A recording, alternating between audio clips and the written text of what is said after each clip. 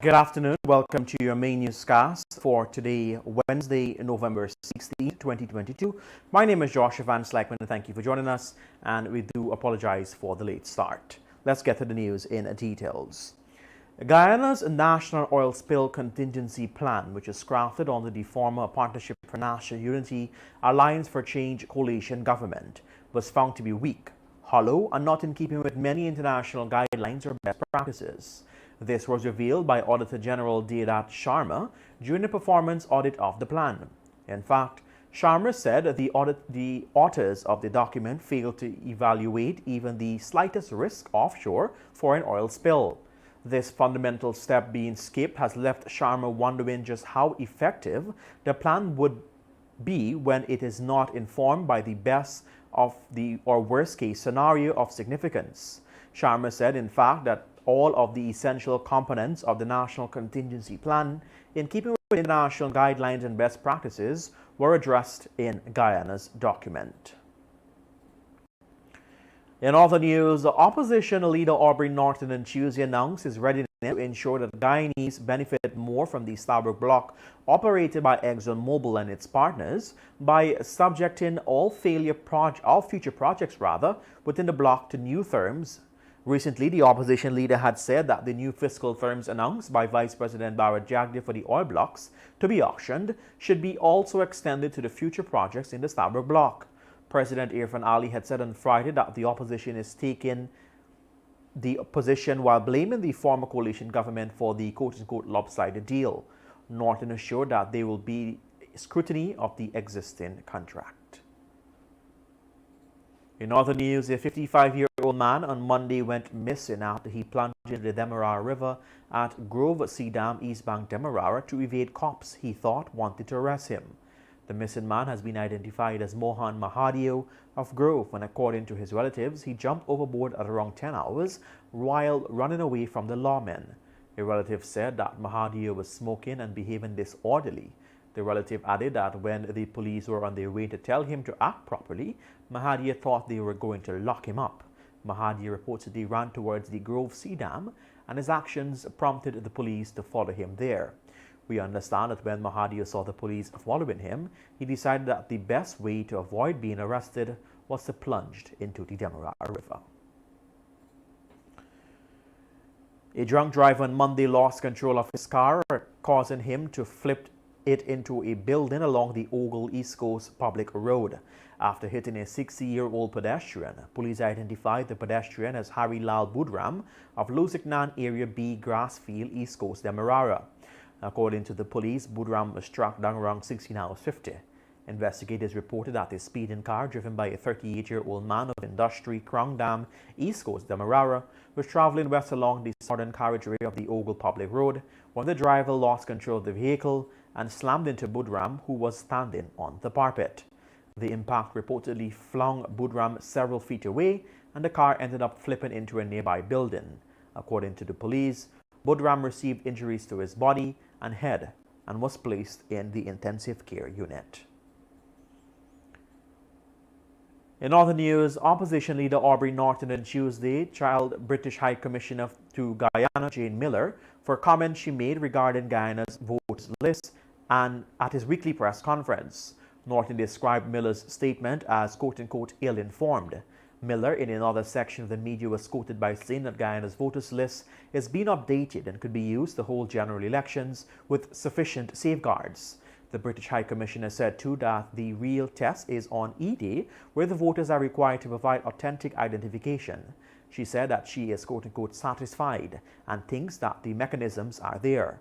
Asked whether she thought Guyana needed a brand new registration, Miller said she would be guided by what she has been told. This is your main newscast right here on Kaieteur Radio 99.1 and 99.5 FM. We will return after these messages.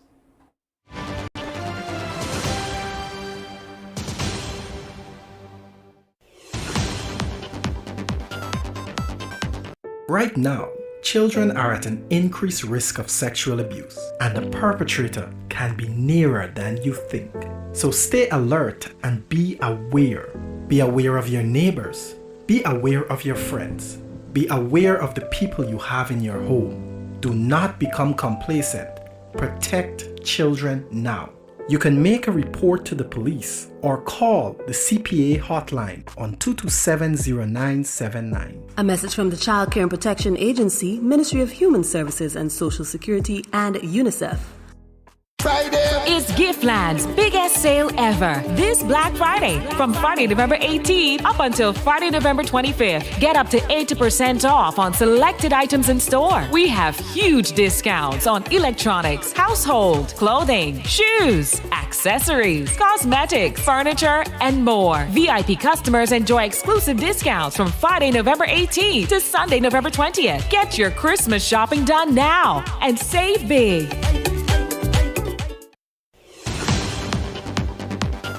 Welcome back. Thank you for joining us.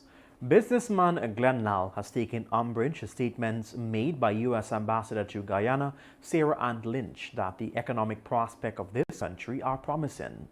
Lal and others have deplored the lopsided oil contract Guyana signed with ExxonMobil and believes that this country is being robbed of billions and will be left poorer after the oil reserves are fully exploited.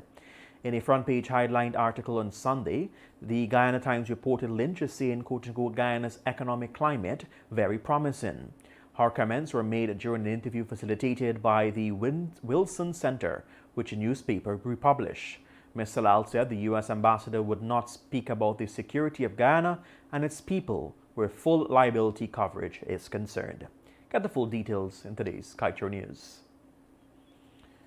Vice President Bharat Jagdeo has been sued over statements of alleged libel he made against Vincent Alexander in his capacity as chairman of the local non-profit International Decade for People of African Descent Assembly Guyana.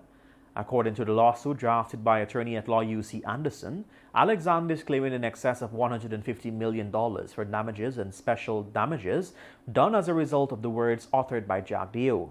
The statement of claim document lists Jagdeo, the Department of Public Information, and Attorney General of Guyana as respondents in the case.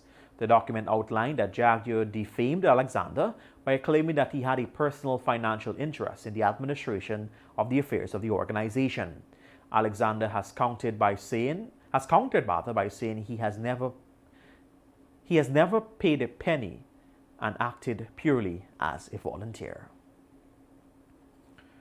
In other news, a bandit on Saturday made it easier for the police to catch him after he dropped his cell phone while escaping from a robbery at Hope West and More, East Coast, Demerara.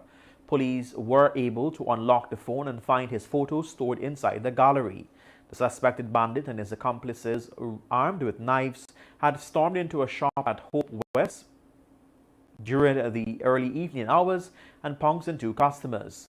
Security cameras mounted in nearby buildings show that a dark-colored car had pulled up in front of the shop and the two suspects exited and ran into the business place. Police on the east coast of Demerara are on the lookout for the suspects. In other news, a 29-year-old man on Tuesday admitted to police that he had killed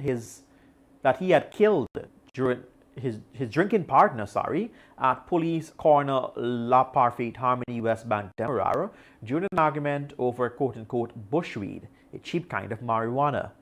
Dead is 32-year-old Shireen Underwood of La Parfaite Harmony West Bank Demerara. The suspect told police that around 3 hours he stabbed Underwood. Investigators were told that Underwood began smoking marijuana during the drinking spree, and the suspect reportedly accused him of smoking bushweed and not marijuana. Underwood was reportedly annoyed by the suspect's statement and an argument occurred.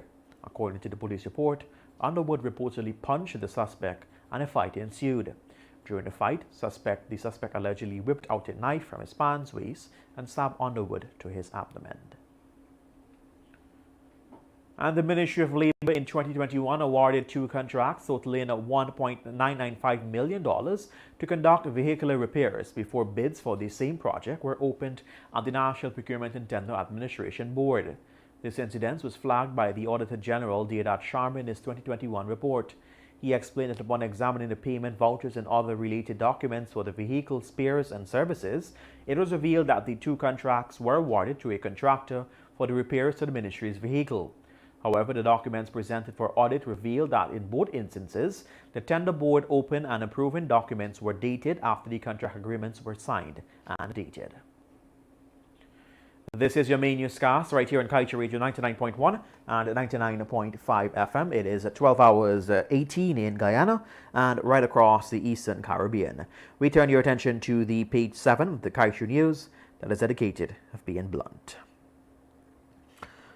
It is titled that $9 billion audit. First, it was to be completed in September. Then there was a long silence. Now in the middle of November, Guyanese say it is going to be by the end of December. Since it is Christmas, we wonder what gifts the government has for Guyanese. Let's hope they are the ones that jump up and bite us. $9 billion could turn out to be a hell of an expense toy for this country that can't afford to feed its people. And with that, we've come to the end of your main newscast for today, Wednesday, November 16th, 2022. For these stories and much more, head across to our website at kaieteurnewsonline.com. Subscribe to our YouTube channel at Kaieteur Radio. Follow us on Facebook and Instagram at Kaieteur Radio. Or listen to us right here on 99.1 or 99.5 FM. We bring to you news in the top of every hour. And of course, your major newscasts at 7 a.m., 12 noon, and 7 p.m. Have a great remainder to your Wednesday afternoon. Want value for your advertising dollar? Then place your ads on Kaieteur Radio's newscasts. Streamed live on 6 different mediums, reaching hundreds of thousands. Advertise today and watch your dollar grow. Call us on 225-8465 or 226-8210.